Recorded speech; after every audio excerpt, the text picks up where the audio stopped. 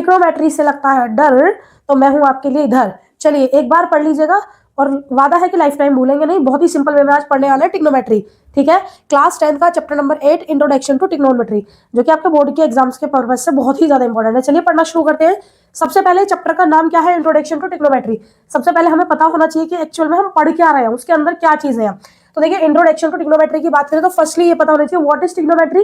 तो ट्रिग्नोमेट्री क्या है? Trigonometry is a branch of mathematics, यानी ट्रिग्नोमेट्री क्या है? मैथमेटिक्स की ऐसी ब्रांच है, ठीक है, that studies the relation between the side length and angles of a triangle. यानी मैथमेटिक्स की ऐसी ब्रांच जिसके अंदर हम किसी ट्राइंगल के जो साइड है और एंगल है उनके बीच के रिलेशनशिप को पढ़ते हैं, वो आपकी ट्रिग्नोमेट्री कहलाती है।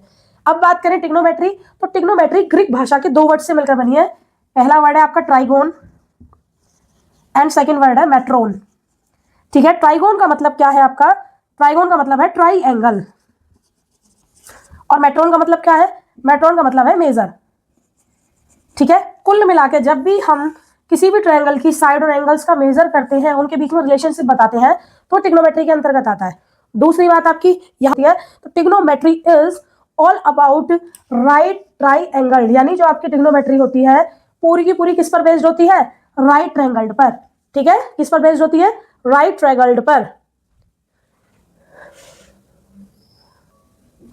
अब देखिए बात करें राइट ट्रायंगल की, तो आपको बहुत सिंपल से एक बात पता है कि जो राइट ट्रायंगल होता है, सबसे पहले कोई भी ट्रायंगल हो, आपको क्या पता होता है कि किसी भी ट्रायंगल्स के तीनों एंगल्स का सम कितना होता है? 180। कितना होता है? 180, क्योंकि यहां पर बात हो रही है राइट एंगल ट्रायंगल की। तो इसका मतलब क्या है कि इसमें एक एंगल तो 100% कितने डिग्री का होगा? 90 डिग्री का। क्योंकि अब एक एंगल 90 डिग्री का हो गया, तो बाकी जो बचे दो एंगल हैं वो हर हाल में कितने होंगे? या तो 90 के बराबर होंगे, मीन्स दोनों का सम 90 के बराबर होगा, या उससे छोटे होंगे, ठीक है। अब इसमें कुछ चीजें बहुत ज्यादा ध्यान देने वाली है। वो क्या है कि जो 90 डिग्री का एंगल होता है उसके जस्ट सामने वाली अपोजिट जो साइड होती है वो होती है हमेशा आपकी हाइपोटेन्यूस, ठीक। जिस पर 90 डिग्री का एंगल जो आपका फॉर्म्ड हो रहा है वो होता है आपका बेस, और जो साइड होती है जिस पर मतलब बना हुआ है उसे बोल देंगे बेस, ठीक है। और जहां पर वो परपेंडिकुलर सीधा एंगल आपको ऊपर जा रहा है उसे बोल देंगे परपेंडिकुलर। उम्मीद है इतना समझ में आया। आपको क्या याद रखना है कि जो आपकी ट्रिग्नोमेट्री है टोटली बेस्ड है किसके ऊपर? राइट ट्रायंगल के ऊपर, ठीक है। उसके बाद क्या याद रखना है कि 90 डिग्री के अपोजिट में हमेशा क्या बनता है? हाइपोटेन्यूस। अब ट्रिग्नोमेट्री में आप क्या पढ़ेंगे? आप ट्रिग्नोमेट्री में पढ़ेंगे कि यदि इस एंगल के अकॉर्डिंग पूछ लिया जाए कि रिलेशंस बताइए आपकी साइड में या एंगल साइड में, तो ठीक है उसके अकॉर्डिंग हम चीजें पढ़ेंगे। अभी इसको डीपली और आगे पढ़ेंगे, फिलहाल इतना समझे और आगे की तरफ मैं बढ़ती हूँ। चलिए देखिए, जो अब यहाँ पर पहला टॉपिक आता है वो आता है ट्रिग्नोमेट्रिक रेशो, ठीक है। बच्चों को सबसे ज्यादा कंफ्यूजन आप लोगों को जो होती है इसी में होती है। तो बात करें ट्रिग्नोमेट्रिक रेशो क्या होता है। देखिए सबसे पहले मैं आपके सामने एक एंगल ड्रॉ करती हूँ, ट्रायंगल। तो ये आपका जो है एक राइट ट्रायंगल है, ठीक है। हम इसकी नेमिंग कर लेते हैं ए बी सी, और हम यहाँ पर 90 डिग्री का जो एंगल बी है वो फॉर्म कर देते हैं 90 डिग्री का, ठीक है। अभी जस्ट मैंने आपको क्या बताई थी कि हर हाल में जो 90 डिग्री के अपोजिट होता है वो आपका होता है हाइपोटेन्यूस, ठीक है। इतना समझने के बाद अब देखिए अब क्या करना है? Trigonometric ratio. तो सबसे पहले आपको ये याद करना है कि ट्रिग्नोमेट्रिक रेशो होते क्या है। तो देखिए ये होते हैं साइन थीटा, कॉस थीटा,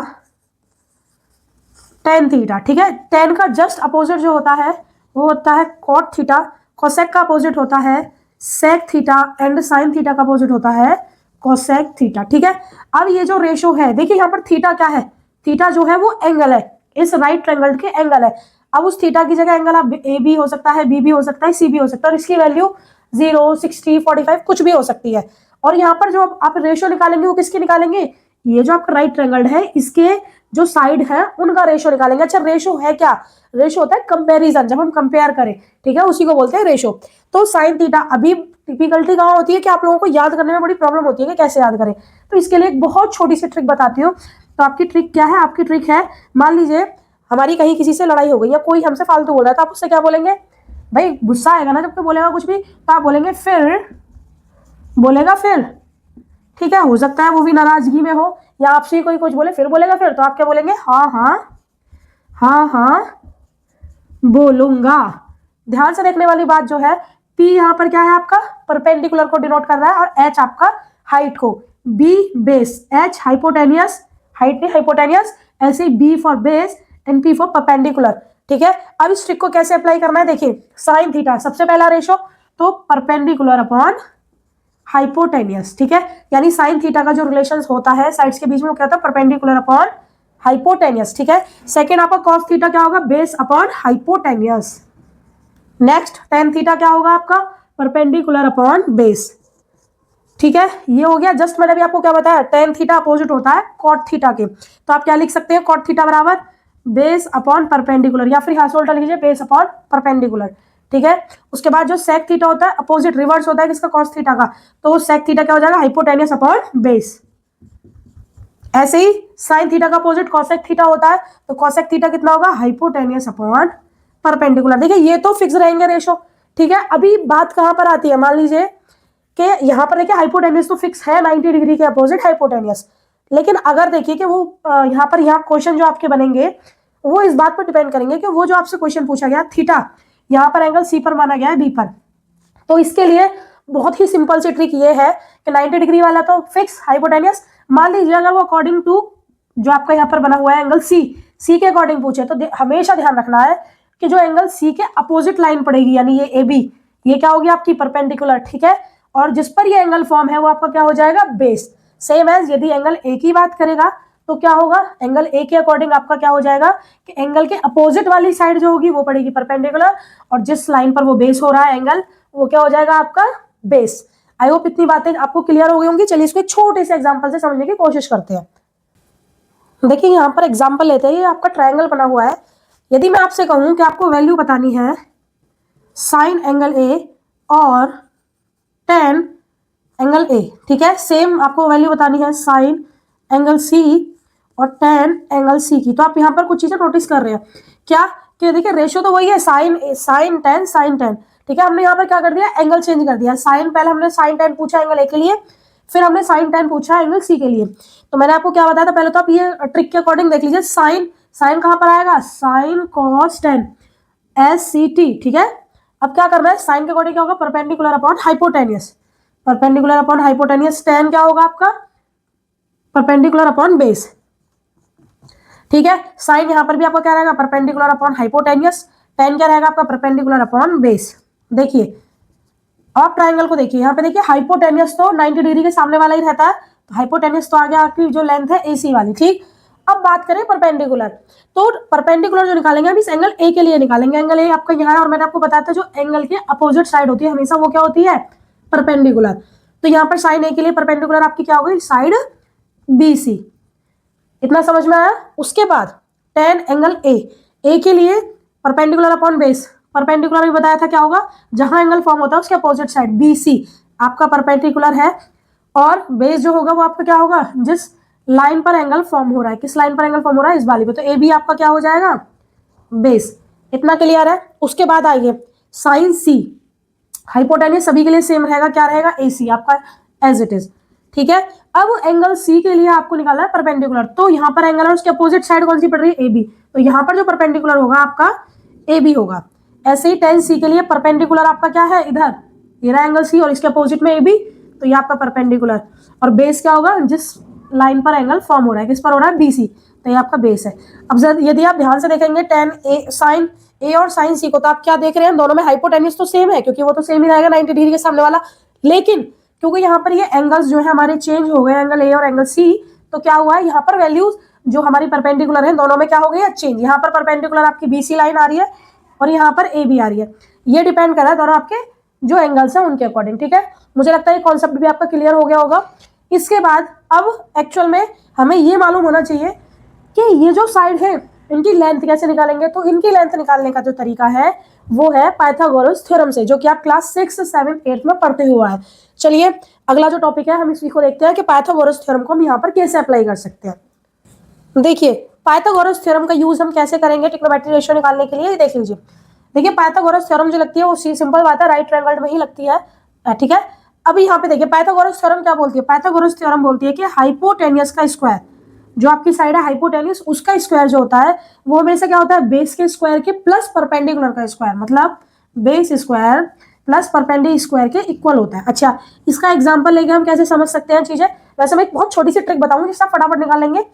देखिए जैसे मान लीजिए आपकी जो बेस है यहाँ पर आपको दे रखा है 7 सेंटीमीटर, और ये जो दे रखी है आपको, सॉरी ये मान लीजिए हम मानते हैं 6 सेंटीमीटर, और ए भी आपकी मान लेते हैं 8 सेंटीमीटर। ठीक है, आपसे बोला हाइपोटेन्यूस निकालिए, तो आपको फॉर्मूला क्या दिख रहा है कि जो हाइपोटेन्यूस होता है वो क्या होता है, ऐड होता है किसका, सम होता है बेस के स्क्वायर का प्लस परपेंडिकुलर के स्क्वायर का।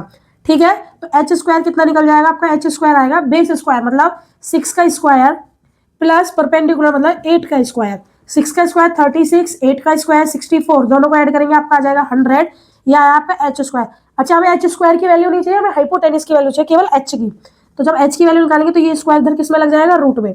ठीक है, और 100 के हम जब प्राइम फैक्टर करेंगे तो क्या आएगा 10 इंटू 10, मतलब जब उसके फैक्टर करेंगे 10 इंटू 10 आएगा, और रूट 100 की वैल्यू कितनी हो जाती है 10 सेंटीमीटर। तो आपकी कितनी आ गई 10 सेंटीमीटर, आपका हाइपोटेन्यूस कितना आ गया 10 सेंटीमीटर। अच्छा ट्रिक क्या है आप देख लीजिए फटाफट, ट्रिक कैसे देखेंगे। यदि मान लीजिए आपसे पूछा है हाइपोटेन्यूस, जब भी आपसे हाइपोटेन्यूस पूछा जाएगा तो कुछ नहीं करना, इसका डबल, इसका स्क्वायर 36 प्लस इसका स्क्वायर कितना होगा 64, दोनों को ऐड करेंगे कितना आ जाएगा 100, उसका रूट बराबर 10 आ गया। ठीक है, फटाफट, यानी हर हाल में परपेंडिकुलर और क्या कर देना, बेस को ऐड करके हमें हाइपोटेन्यूस निकाल देना उसका रूट। लेकिन यदि आपको हाइपोटेन्यूस दे रखा है, ठीक है, आपको हाइपोटेन्यूस दे रखा है, बेस या परपेंडिकुलर में से एक पूछ ले, मान लीजिए हाइपोटेन्यूस दे रखा है, बेस पूछे, तो बेस के लिए क्या करेंगे, हाइपोटेन्यूस के स्क्वायर में से माइनस करना है क्या, परपेंडिकुलर का स्क्वायर। समझ रहे हैं ना, यानी जब केवल और केवल प्लस कब करेंगे तब हाइपोटेन्यूस पूछे, लेकिन जब हाइपोटेन्यूस दे रखा हो तो हर हाल में हाइपोटेन्यूस के स्क्वायर में से माइनस कर देंगे। अगर परपेंडिकुलर पूछ रहा है तो बेस के स्क्वायर को, यदि बेस पूछ रहा है तो परपेंडिकुलर के स्क्वायर को, इससे बेस बराबर क्या हो जाएगा, आप देख रहे हैं 100 माइनस पी कितना है आपका परपेंडिकुलर 8, यानी कितना 64 माइनस करेंगे आपका जाएगा 36, और 36 के इसके बराबर होता है 66 सेंटीमीटर। आपको समझ में आ गया। सेम यदि परपेंडिकुलर पूछे तो 100 माइनस भाई 10 का स्क्वायर 100 माइनस 6 का स्क्वायर 36 कितना आ गया आपका 64, और एक इसका रूट होता है 8 का।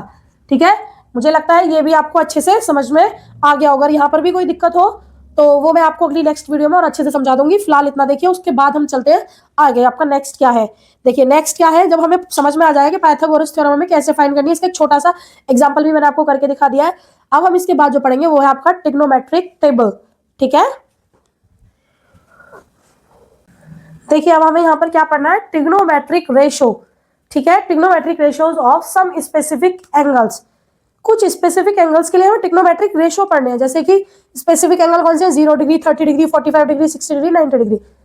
अब यहाँ पर क्या होता है, अब सबसे ज्यादा आप लोगों को दिक्कत इस चीज में आती है कि इनकी वैल्यूज को याद कैसे करें, क्योंकि एग्जाम में तो भाई वैल्यू देंगे नहीं आपको, केवल क्वेश्चन होगा और आपको उसकी वैल्यू खुद से पुट करनी होगी, वैल्यू याद करनी होगी। तो इसके लिए मैं आपको एक बहुत अच्छी सी ट्रिक बताती हूँ, छोटी सी, जिससे कि आपको सारी ही जो टेबल है विद इन 2 से 3 मिनट्स आप इसको बना लेंगे। ज्यादा से ज्यादा जो आप लेंगे मैक्सिमम 2 मिनट्स लेंगे। ठीक है, उससे ज्यादा समय आपको नहीं लगेगा। तो करना क्या है, कुछ नहीं करना, हम पहले सबसे पहले जो वैल्यू निकालेंगे वो साइन 0 30 45 60 और 90 की निकालेंगे, और उसी वैल्यू से पूरी टेबल को आपके सामने, चाहे आप टाइमर लगा लेना, 2 मिनट के अंदर निकाल के हम सारी टेबल को बना सकते हैं। ठीक है, चलिए स्टार्ट करते हैं। साइन की वैल्यू निकालनी है 0 30 45 60 या 90 के लिए। सबसे पहले करना क्या है, नंबर लिखते हैं, क्या 0 1 2 3 4। ठीक है, हमने ये नंबर लिख लिए। उसके नीचे अपॉन में, सबके नीचे क्या लिख देना है, सबके नीचे अपॉन में लिखेंगे 0/4 1/4 2/4 3/4 एंड 4/4। ठीक है, जो कट हो सकता है कट कर लीजिए, वरना क्या देखिए यहाँ 2 1 जा 2 2 2 जा 4 कट हो गया, ये कट नहीं होगा, यहाँ पर कट हो जाएगा 4 1 जा 4 4 1 जा 4। ठीक है, 0/4 की वैल्यू क्या होती है 0, 1/4 एज इट इज उतार लिया, फिर आपका 1/2 और 3/4 और यहाँ पर आपका 1। अब करना क्या है, कुछ नहीं, सबका आपको क्या लगा देना है, रूट। क्या लगा देना है, रूट। देखिए एक बात आपको अच्छे से पता है कि √4 बराबर होता है √2 इंटू 2। इसका मतलब कि दोनों पेयर में से एक पेयर भरा जाएगा। √4 की वैल्यू क्या होती है 2, तो जहां जहां √4 है वहां वैल्यू क्या पुट कर देंगे 2। देखिए √0 आपका 0 रहेगा। अब 1/√4 को क्या लिख सकते हैं 1/2, 1/√2 एज इट इज रहेगा। ठीक है, क्योंकि ये तो 1/√2 है, सॉल्व इससे ज्यादा होगा नहीं। इसकी वैल्यू क्या आ जाएगी √3/2, क्योंकि √4 का भी मैंने बताया था क्या लिख सकते हैं 2, और √1 की वैल्यू क्या रहेगी 1। तो ये जो वैल्यूज आई है ये आपकी साइन की वैल्यू आई है। साइन 0 डिग्री होता है आपका 0, साइन 30 डिग्री होता है आपका 1/2। ठीक है, साइन की है ये, साइन 0 आपका कितना होता है 0, और जो आपका साइन आपका 30 होता है 30 डिग्री, वो 1/2 होता है। साइन आपका 45 होता है आपका 1/√2। साइन 60 की वैल्यू √3/2 और साइन 90 आपका जो होता है वो 1। तो आपकी साइन की वैल्यू फटाफट निकल गई। ठीक है, अब ये वैल्यू निकल गई। इस वैल्यू के बाद आपकी टेबल बहुत सिंपल, छोटी सी और ध्यान देने वाली बात यह है, आपको क्या ध्यान देना है कि साइन जो होता है वो क्या होता है, साइन होता है अपोजिट 1/cosec थीटा। ठीक है, जो साइन की वैल्यू होगी यदि हम उसको उल्टा कर दें वो किसकी वैल्यू आ जाएगी, कॉसेक की। ऐसे ही कॉस थीटा जो होता है वो अपोजिट होता है किसका, सेक थीटा का। यानी कॉस थीटा की अगर हमें वैल्यू पता हो और सेक की निकाले तो उसको क्या कर, मान लीजिए साइन 30 की वैल्यू 1/2 है तो कॉसेक की क्या हो जाएगी, अपोजिट कर देंगे, केवल क्या बचेगी 2। तो साइन की वैल्यू से आप कॉस की वैल्यू निकाल सकते हैं, कॉस की वैल्यू से सेक की। अब बात आई टेन थीटा होता है आपका sine theta upon cos theta. ठीक है, sine theta upon cos theta.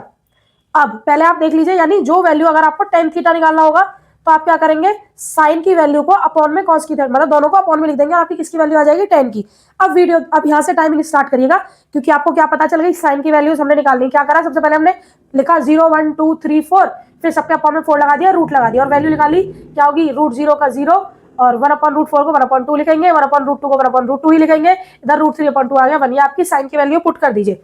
Sign 0 आपका कितना होगा, साइन 0 होगा आपका 0, साइन 30 1/2, साइन 45 1/√2, साइन जो आपका 60 है वो √3/2, साइन 60 √3/2, साइन 90 आपका 1। अब करना क्या है कॉस की वैल्यू के लिए, कुछ नहीं करना। ये जो साइन की वैल्यू आपने इधर से लिखनी शुरू करी है, इसका जो सीरीज है, जो ऑर्डर, उसको चेंज कर दीजिए। कॉस के लिए जो साइन 0 होगा वो कितना हो जाएगा 1, कॉस 30 कितना हो जाएगा √3/2, कॉस 45 कितना होगा 1/√2, कॉस 60 कितना होगा 1/2 और कॉस आपका जो 90 होगा वो कितना हो जाएगा 0। ठीक है, टेन थीटा की बात करें तो जस्ट मैंने अभी आपको क्या बताया था कि जो टेन थीटा होता है वो अपोजिट होता है टेन थीटा इक्वल तो होता है sine theta upon cos theta. मान लीजिए टेन 30 की वैल्यू निकालनी है तो टेन 30 की वैल्यू क्या होगी, साइन 30 की वैल्यू अपॉन कॉस 30 की वैल्यू। ठीक है, अब आप इधर से देखिए, साइन टेन 30 की वैल्यू के लिए जो आपकी साइन 30 की वैल्यू 1/2 अपॉन कॉस 30 की वैल्यू √3/2। ठीक है, अब इसकी वैल्यू निकालने के लिए 1/2 इंटू, क्योंकि डिवाइड में अपोजिट हो जाएगा, 2/2 से 2 कट जाएगा, वैल्यू कितनी आ जाएगी 1/√3। कहने का मतलब ये, इसको अपॉन में करते जाएंगे तो 10 की वैल्यू आती जाएगी। ठीक है, तो अब 0/1 क्या होता है आपका 0, 1/0 क्या होता है नॉट डिफाइंड। ठीक है, जब इसको करेंगे 1/2 और √3/2 तो 2 से 2 कट हो जाएगा, आपकी वैल्यू आ जाएगी 1/√3। ठीक है, टेन 45 के लिए जब 1/√2 डिवाइड करेंगे 1/√2 पूरा कट होगी, वैल्यू क्या आ जाएगी 1। ठीक है, इधर आपका 2 से 2 कट हो जाएगा, केवल क्या बचेगा √3। तो भाई ये वैल्यू आपकी किसकी आ गई, ये वैल्यू आ गई आपकी 10 की। अब 10 के बाद अगर हम कॉट की बात करें, 10 के बाद अगर हम करते हैं किसकी बात, कॉट की बात, तो कैसे निकालेंगे, देखिए वैल्यू निकालने के लिए अब क्या करना है कि जो 10 की वैल्यू है ना उसी को इधर लिख दीजिए। देखिए कॉट इधर यहाँ नॉट डिफाइंड है तो नॉट डिफाइंड पहले इधर आ जाएगा। ठीक, उसके बाद √3, तो रूट जो 60 की वैल्यू है वो 30 की आ जाएगी, फिर यहाँ 1, इधर 1/√3, इधर आपका 0। ठीक, आपका कॉसेक और सेक बचा। कॉसेक और सेक के लिए आप क्या करेंगे, देखिए कॉस का अपोजिट जो होता है साइन का, सॉरी देखिए साइन का जो अपोजिट होता है वो होता है कॉसेक। ठीक है, तो जो साइन की वैल्यू है अगर उसको अपॉन में कर देंगे तो कॉसेक की वैल्यू आ जाएगी। तो अब देखिए इसको अपॉन में करने के लिए क्या करते हैं, देखिए 3 का अपॉन क्या होता है 1/3 होता है ना, तो इसमें सभी में अपॉन लगाना और वैल्यू लिख देनी है।